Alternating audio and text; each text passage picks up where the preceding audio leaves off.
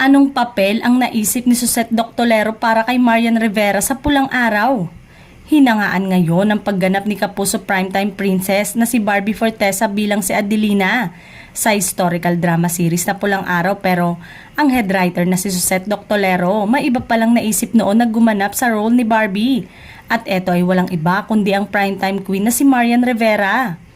Sa latest episode ng Updated with Nelson Canlas podcast, ikwinento ni Susette na una niyang na-conceptualize ang Pulang Araw nang matapos ang sereng isinulat din niya noon na Amaya. Aniya, taong 2012 nang ginawa niya ang konsepto at isinumite sa GMA na agad namang naaprubahan. Inapprove kaagad siya, kaya lang hindi siya agad nagawa before kasi napaka-costly niya. At saka at that time, yung CGI natin, hindi pa naman talaga magaling, di ba? Sabi ni Susette. Kwinento rin ni Susette na noong nagko-conceptualize siya ng serye, isa sa mga una niyang naisip na gumanap sa mga bida ay si Marian Rivera. Kwento ni Susette, Christmas party noon ng cast ng production at team ng Amaya nang mapagkwentuhan nila ni Marian ang tungkol sa Pulang Araw.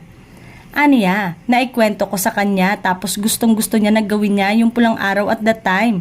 Kaya lang, 12 years ago na yon, hindi niya natuloy at that time pa dahil too costly. Dagdag pa ng batikang manunulat ay si Marian sana ang gaganap bilang si Adelina at sinabing ang orihinal na konsepto ng kwento ay 2 tao lang ang bida, isang Pilipina at isang Hapones.